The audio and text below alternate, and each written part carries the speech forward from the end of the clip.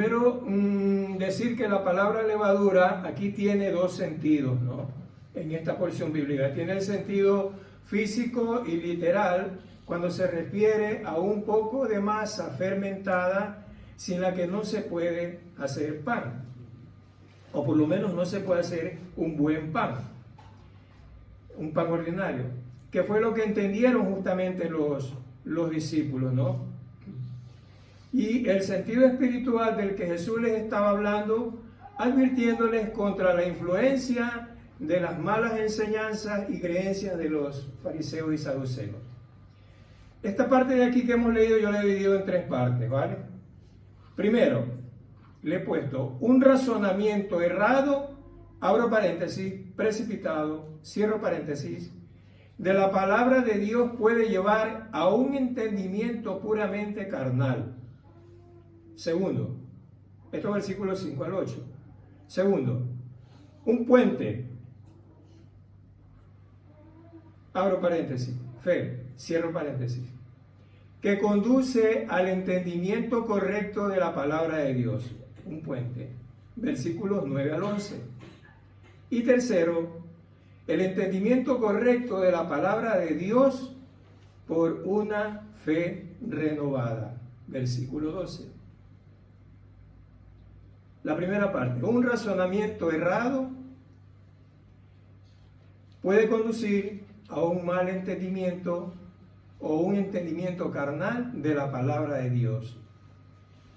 Dice la Escritura en el versículo 5, llegando sus discípulos al otro lado, se habían olvidado de traer pan.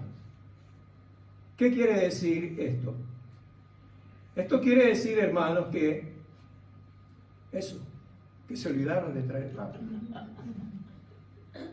No vamos a entrar en un estudio teológico profundo para escarbar en el versículo, ¿no? Excepto para reconocer que aun cuando caminemos con el Señor, como lo hacían los discípulos en ese momento, y más aún habiendo recibido el llamado al ministerio, como fue el caso de los discípulos, porque ya el Señor en el capítulo 4, versículo 19, les había dicho, venid en pos de mí y os haré pescadores de hombres, ya tenían el llamado. Por nuestra naturaleza humana, por lo general somos propensos a olvidarnos de cosas que son básicas cuando se trata de las cosas de Dios. En este caso se habían olvidado de alimento, ¿no? Que es muy básico. El versículo 6 dice, y Jesús les dijo, mirad, guardaos de la levadura de los fariseos y saduceos. Aquí hay una palabra que hay que tener en cuenta, creo yo. ¿Perdón? Dice, mirad, guardaos de la levadura de los fariseos y saduceos. Cuando el Señor pone la palabra, mirad, es como que les está diciendo, a ver, atendedme ahora, escuchadme. Voy a deciros algo importante, ¿eh? Es como que estuviera diciendo, mirad, porque dice, mirad y hay una coma. Guardaos de la levadura de los fariseos y saduceos. Ahí los discípulos, digo yo, después de ese mirar, poner atención, tienen que verse detenidos un poquito, no ver qué es lo que va a decir el Señor expresamente, ¿no? Entonces dice, versículo 7, ellos pensaban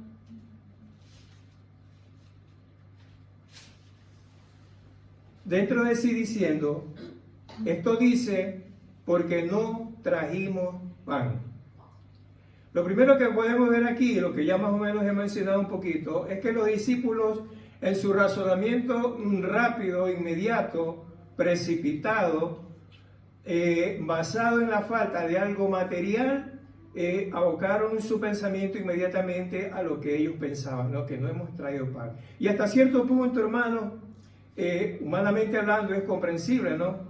Porque fíjate tú, habían venido navegando por el mar de Galilea y habían cruzado al otro lado y ya estaban casi llegando a tierra cuando se acuerdan ellos de cuando el Señor les dice, cuidados de la levadura, lo primero que piensan es, ostras, no trajimos pan, ¿no? Bueno, como dirían ahora un español, ¿no? O un ecuatoriano ya. No trajimos pan.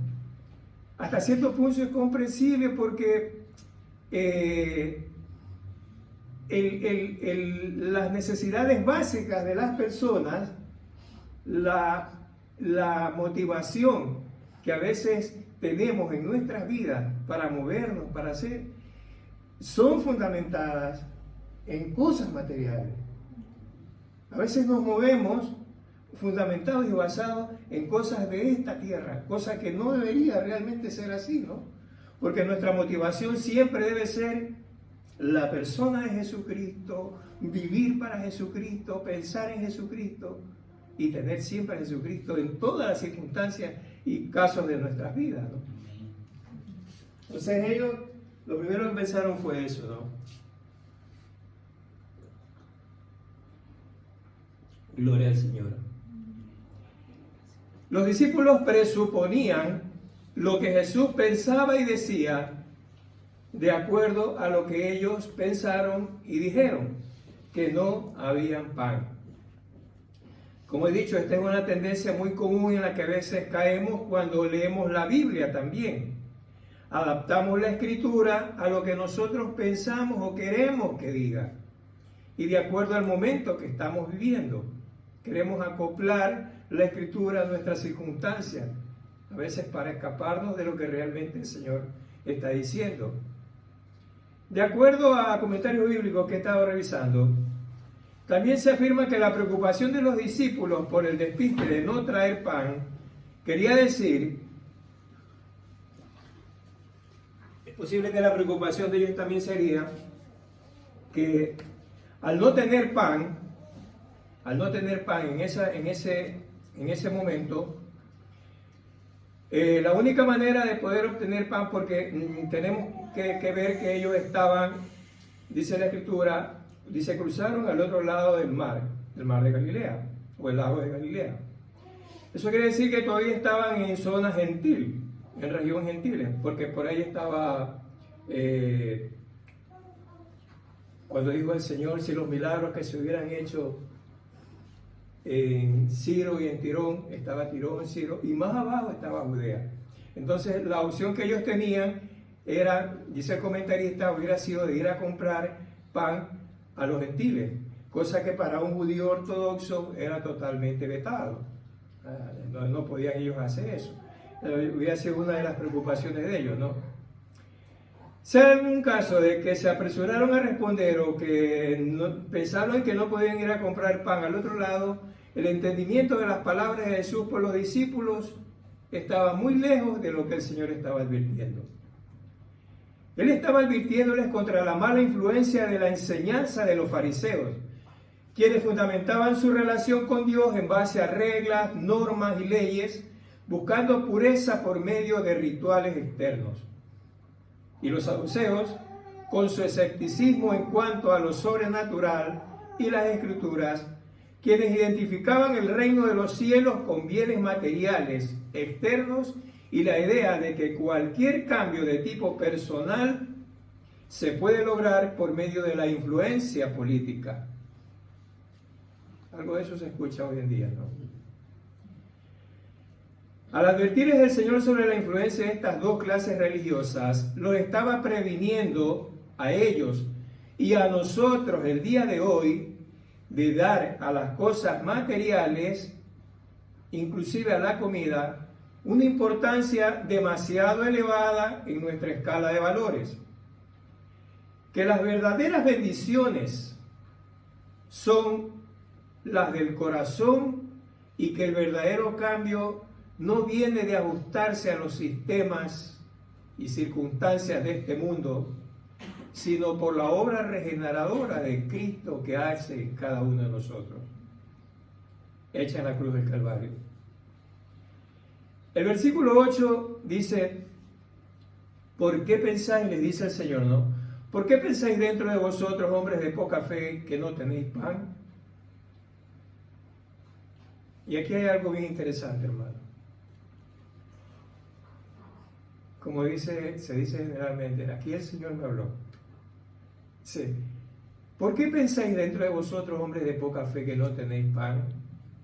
Cuando el Señor le hace esta pregunta a los discípulos, ¿por qué pensáis, hombres de poca fe?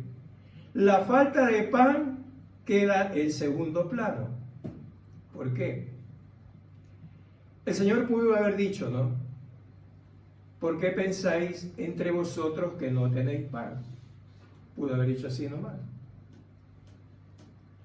Y los discípulos hubieran dicho, Señor, es que no tenemos pan.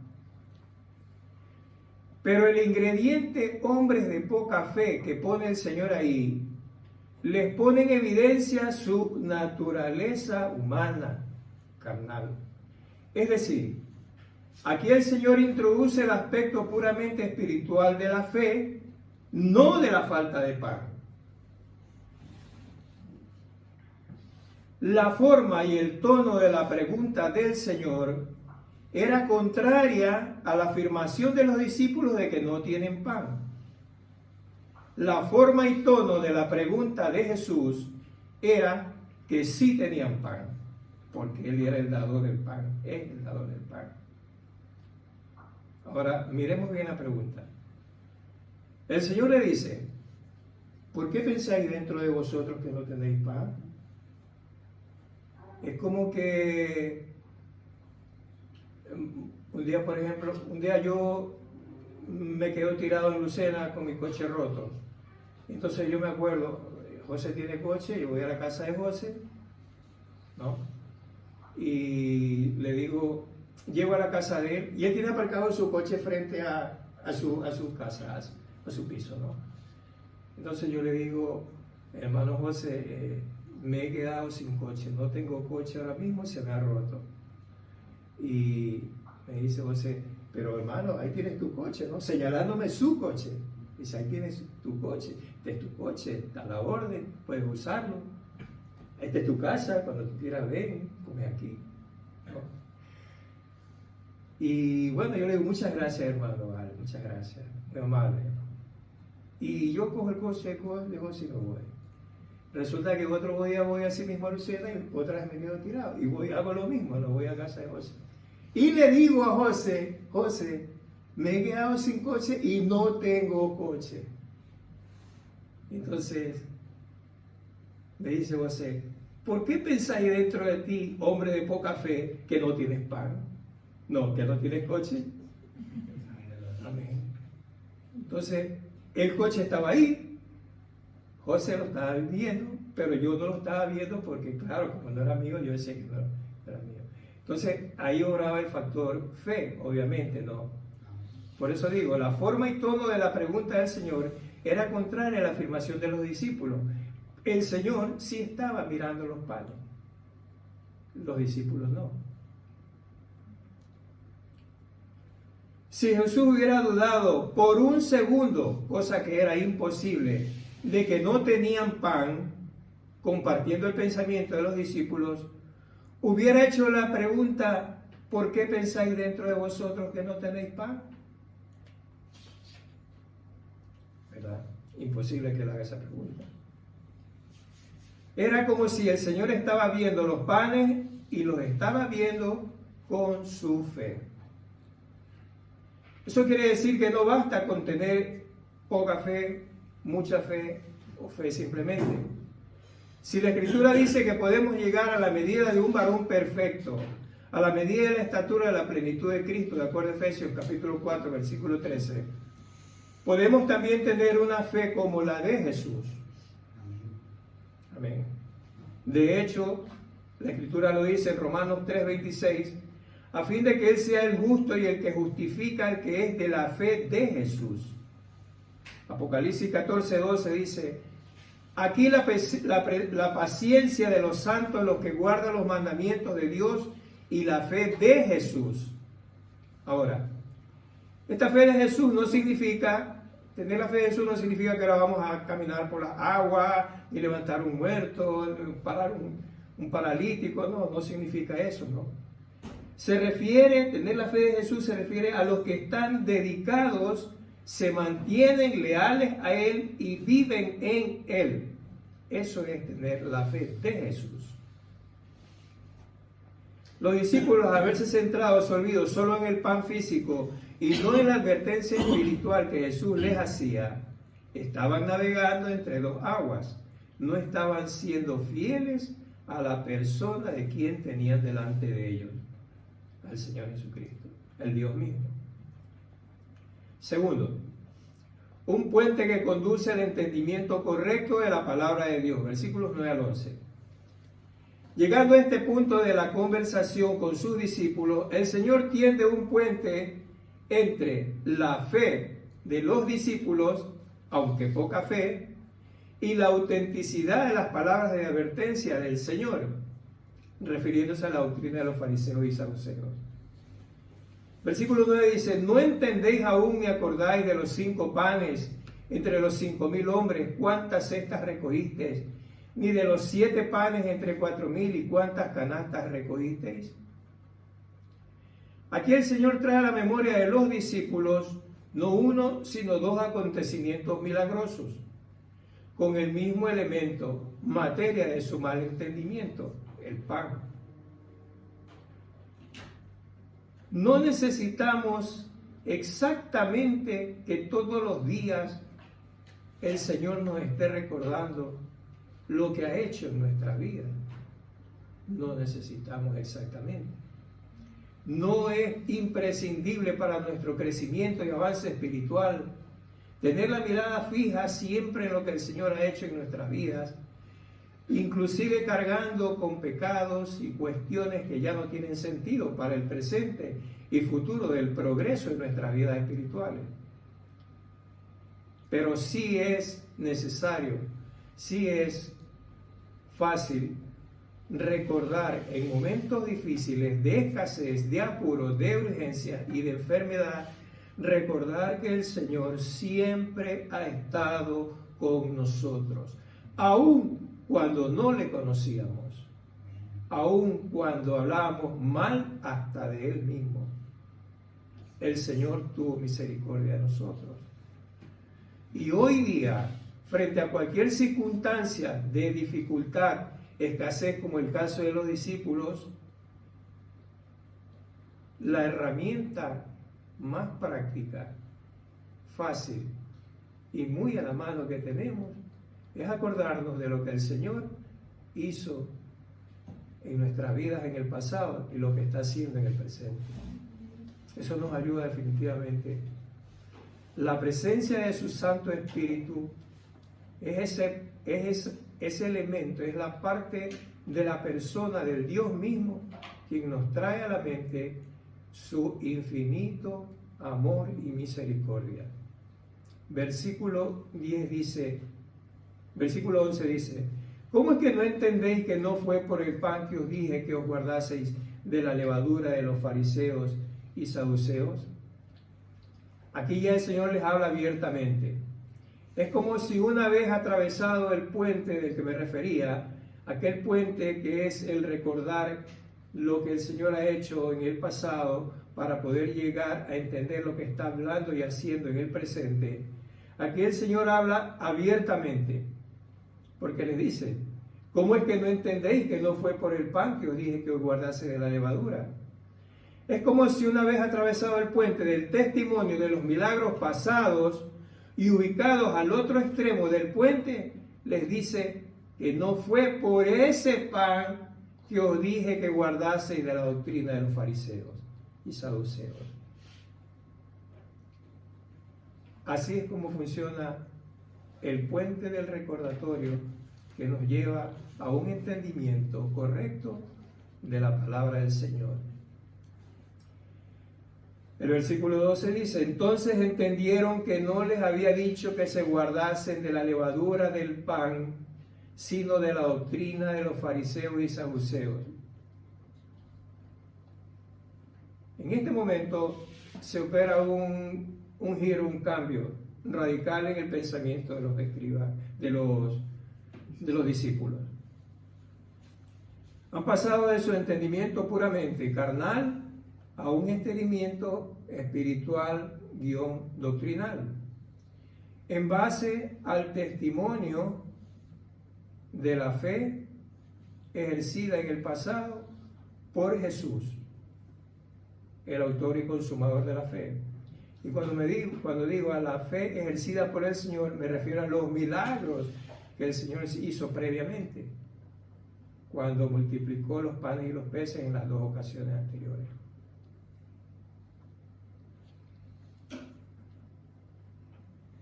Aquí hay unas aplicaciones o unas cuestiones que debemos recordar, ¿no? Tener presente.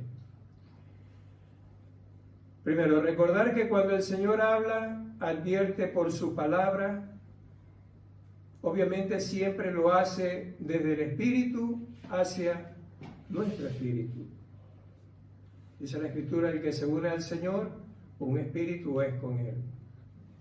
Cuando los discípulos entendieron que, o creyeron que se refería al pan, ellos lo estaban recibiendo en otro aspecto, en el aspecto humano, carnal.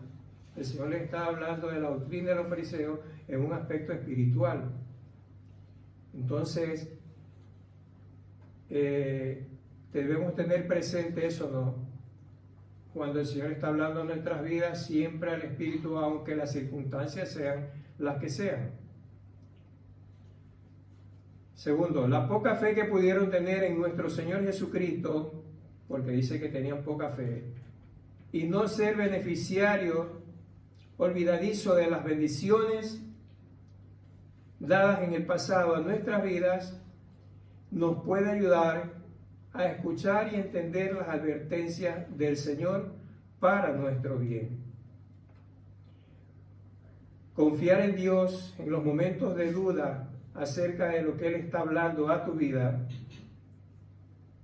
porque en un momento dado te hablará tan directamente a tu corazón y a tu espíritu que no solo podrás repetir gracias, gracias, gracias Señor, sino que ahora le dirás gracias, gracias Señor, aquí está mi vida.